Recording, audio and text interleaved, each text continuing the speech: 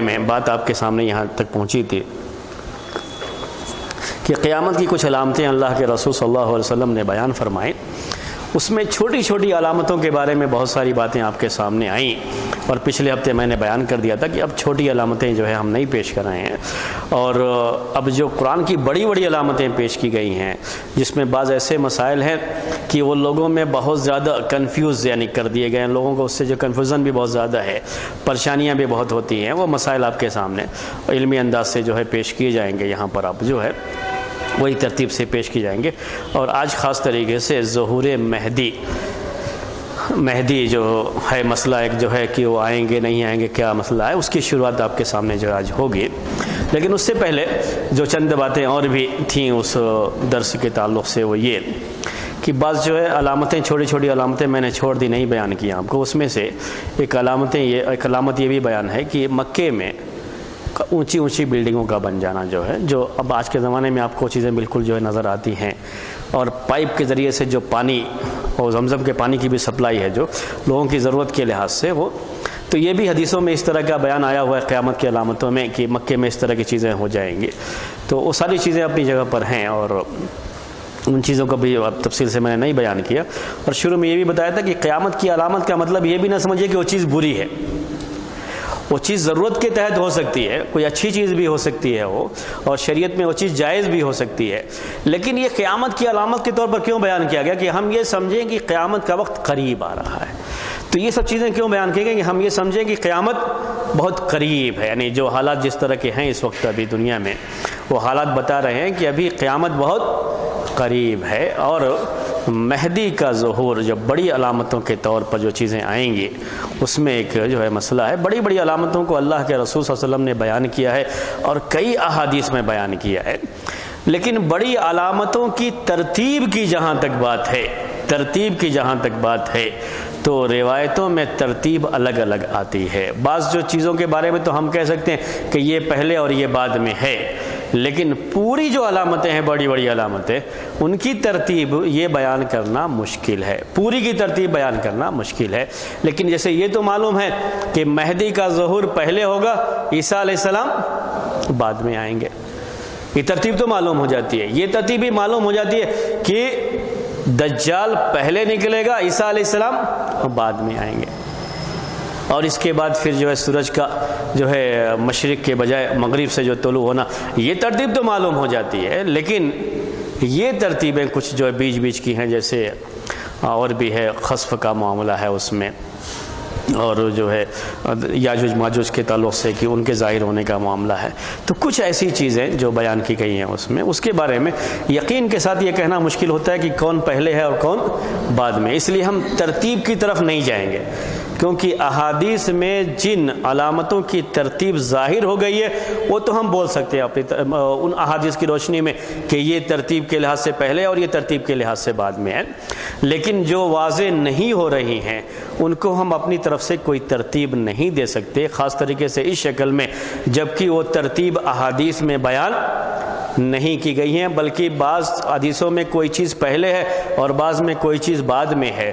اور یہ واو کے ذریعے سے بیان کیا گیا عربی زبان میں، اور عربی زبان میں واو یہ ترتیب کے لیے نہیں آتا ہے، ترتیب کے لیے ثم یا فا استعمال کرتے ہیں. اگر ثم یہ لفظ آ جاتا تو ہم مان لیتے ہیں کہ ترتیب یہی رہے گی، لیکن احادیث میں ان علامتوں کے لیے واو کا لفظ آیا ہوا ہے. تو ہم ایسے ہی بیان کریں گے، وہ ترتیب کوئی ضروری نہیں ہے کہ یہی ترتیب رہے. تو ہم جو شروعات کر رہے ہیں وہ مہدی کے ظہور سے کر رہے ہیں. مہدی یہ لفظ بھی عربی زبان میں مہدی، اس کا معنی ہے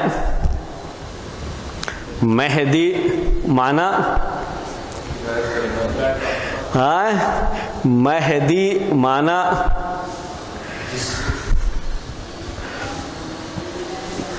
مہدی، معنی لفظ عربی میں کیا ہے اسی سے واضح معنی معلوم ہوتا ہے. ہدایت، مہدی لفظ کیا ہے اس کو پہچانا پڑتا ہے عربی میں. تو میں اب لفظ کی طرف آتا ہوں آپ کو. اب جو بھی عربی زبان جانتے ہیں، ہدا یہدی، یہی عربی میں استعمال کرتے ہیں فعل ماضی ہدا فعل مضارع، یہدی، ان اللہ انک لا تہدی من احببت ولکن اللہ یہدی من یشاء. تو یہدی کا لفظ قرآن میں آپ پڑھتے رہتے ہیں، ہدا بھی پڑھتے رہتے ہیں. ان ھذا القرآن یہدی للتی ہی اقوم، یہدی. تو ہدا یہ فعل ماضی، یہدی فعل مضارع. اس سے فعل امر کیا ہے؟ فعل امر نہیں کہہ رہا ہوں، یہدی. تو اس سے مہدی یہ لفظ کیا بنے گا؟ مہدی. اس میں فاعل تو ہادی بنے گا، ہادی. اس میں مفعول بن جائے گا. سوچئے تھوڑی دیر کے لیے، بن جائے گا تو ٹھیک ہے، مسئلہ ختم ہو گیا. پھر اس کے بعد مفعول کا وزن آتا ہے کیا؟ مہدیٌ. مفعول آ جائے گا. ہاں، کافی تبدیلی کے بعد آئے گا. نہیں آئے گا، لیکن کافی تبدیلیوں کے بعد. اس میں کافی تبدیلیاں ہوں گی بالکل، اسی لیے وہ تھوڑا مشکل ہو جاتا ہے. جن الفاظ میں تبدیلیاں ہو جاتی ہیں وہاں مشکل ہو جاتا ہے. تو مہدیٌ یہ اس میں مفعول بن جائے گا کافی تبدیلیوں کے بعد. مہدیٌ کیا لفظ بنے گا؟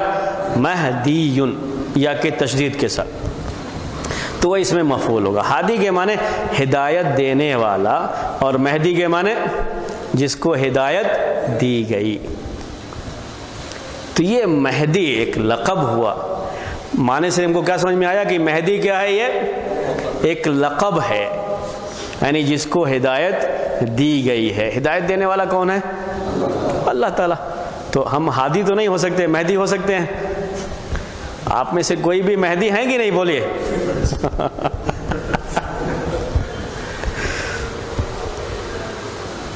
یہ لفظ مہدی معنی کیا ہوا؟